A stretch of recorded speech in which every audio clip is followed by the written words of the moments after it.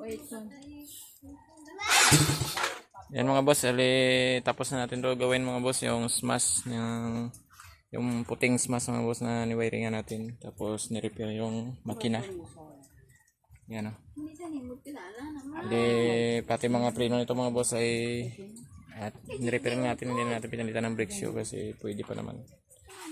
Yan. Pinalitan na natin ng bagong switch, yun o. Tapos dito. Tapos yung starter nito mga boss ay hindi na natin na pinalitan ng bago, ni-repair natin yan. Carbon tsaka yung magnet yan na tanggal sa loob, binalik natin na lagyan natin ng shoe glue. Yan. Testing natin pandar mga boss, starter.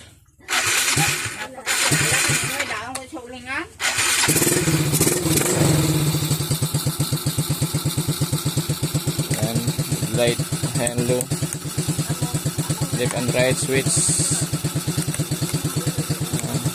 Busina, stoplight,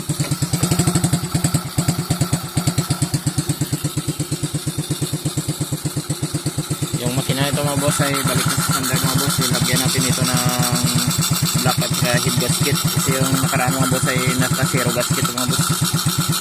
Pang racing binalik natin sa stock na yan para pandili na.